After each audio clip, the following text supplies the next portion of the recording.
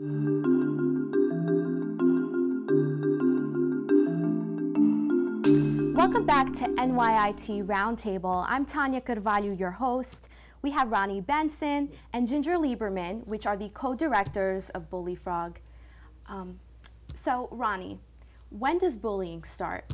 Well, we think it starts in preschool. We've been called into schools for 3- and 4-year-olds that start exhibiting, what people do not consider bullying behavior, but, if they're taking a toy without asking, or if they're, they bully another child by, making fun of what they look like. And Ginger talks more about, we talk about empathy at the very, very early stage. What would it feel like, if you were that other child, the one who's never invited to a birthday party? So this starts as early as preschool. That's pretty hard to believe for a lot of parents, I'm sure. It's teaching children proper etiquette. You don't grab something, you ask for it. You don't push somebody, you wait.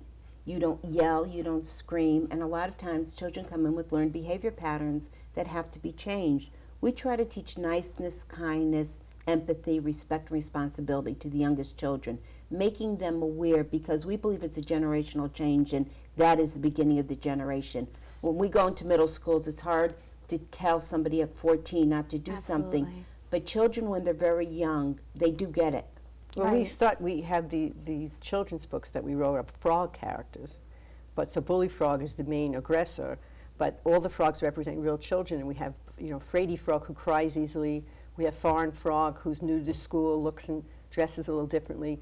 Bullies pick on someone who doesn't have a lot of friends. Right. It's back to what we had said earlier about bullies are cowards, but we on think bullying starts on the first day of school. Right. So if that's the case, what advice do you have for schools or parents? What should they be doing?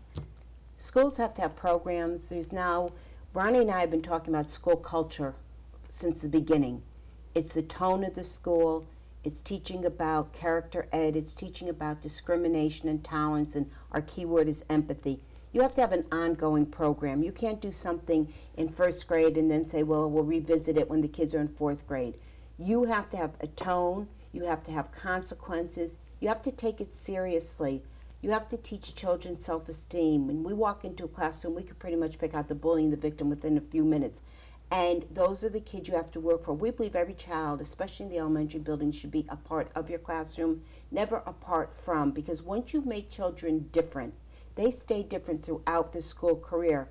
Some children get very angry and they become the bully. The other children become very withdrawn and they become that victim. So what you want to do is every child should be treated equally in a classroom, but the children have to know it's a safe haven.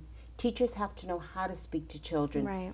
Sometimes it's not the message, but the messenger also, and some children are very sensitive, and parents have to share responsibility, right? And they have to be partners. What would you say the extent of bullying and cyberbullying? How bad is it on Long Island and nationally? Yeah, well, it's funny because I think there are some organizations that are trying to have local statistics, but the truth of the matter is it's national, it's even international, because I've met with, they have a national bullying committee in England. I met with the Ministry of Education in Tokyo. It's a national, worldwide problem based on lots of different things, part of which is not just the computers and what they see in, they play these video games and they kill, they maim, they destroy, and they turn the game off the next day, everybody's alive again. They've been desensitized to violence.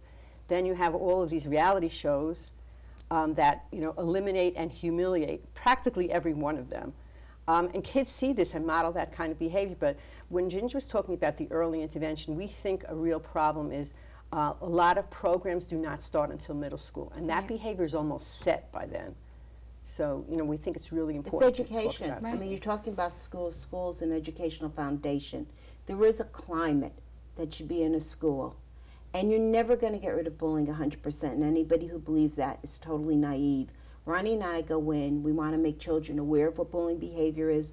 We want them to become responsible. We want them to use the words, I'm sorry, or I didn't mean to do it, to be able to apologize.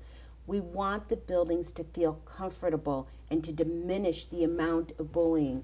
And that's why we say when we go into elementary schools, we always tell the teachers, no child owns a seat at a table. You can move your children around if you begin to see click swarms. When we talk to older kids, and we really start in 5th grade on up, we talk about suicide, and we talk about the aftermath of bullying. I'm so glad that you brought that up because that is an issue. You know, it's hard to believe that bullying and cyberbullying have led some kids to commit suicide. Well, we just had that national story of that Irish girl, and we asked permission of the school before we talked to children about that. We're down to about 5th grade, starting it with permission, but we asked them to have the school guidance counselor or psychologist in the room because it's not just suicide. There's so many of the issues. Right. What are some of the other to themselves? What are some of the other consequences that come from it? Eating disorders, drugs and alcohol, school grades. All the negative things that you wouldn't want happening to your child when a child feels that they're being bullied, and they have no place to go, and people are making fun of them.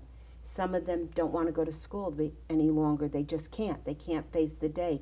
Children with special needs are easy targets because so many look a little different or behave a little different. They know that people are talking about them, and children have to be cognizant of it. But we say when you go onto a field and you listen to how the coaches speak to children when they're yelling and screaming at kids, you know, it's all over. Some of these kids just don't catch a break. So for a lot of them, there is no way out. When we talk to teachers and we talk to adults, we ask them to think back to a point in time in their lives. It has changed people's lives dramatically. Absolutely. And then on that note, we have no more time. Our time has run out, but I've learned so much from you two. Thank you so much for joining us. Our pleasure. Thank you. This is NYIT Roundtable. Coming up, we will talk about cybercrime, and also we'll talk about internet security. I'm Tania Carvalho, your host. We'll be right back.